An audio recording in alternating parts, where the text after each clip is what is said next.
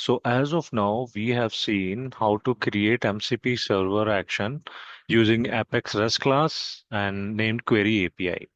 In this session, we will see that how we can create Apex action and we can use that inside our MCP server using invocable method and all.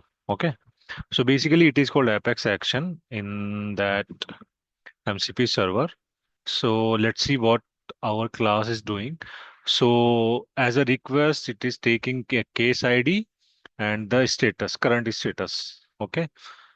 And after that, what we are doing here, we are just updating the case status.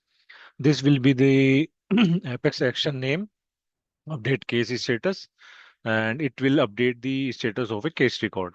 And here we are just checking that whether if the case ID is null, then we are showing case is not found. If key status is already the same which is provided by the user, then we are showing status is already this status.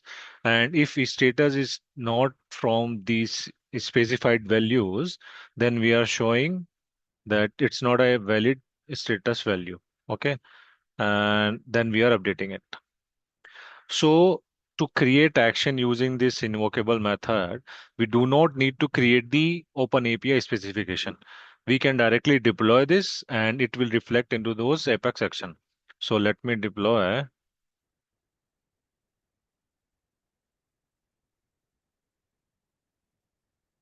Okay, let's go to the Salesforce org.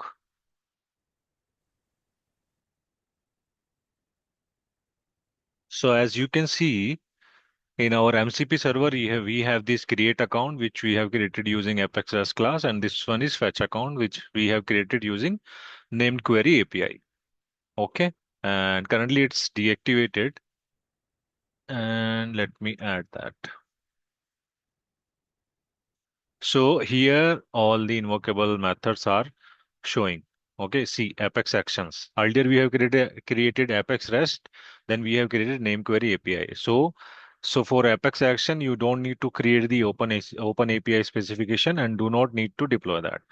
So our one was update case status. Okay, and it's having only one method, right? So let me just add it.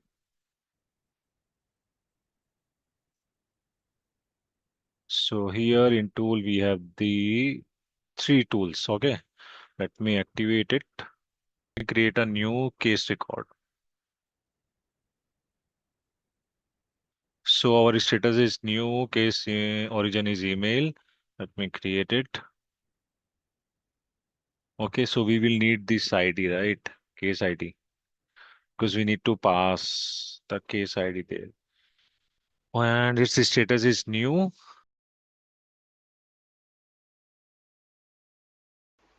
So instead of using VS Code, we have already configured the Cloud API also, right?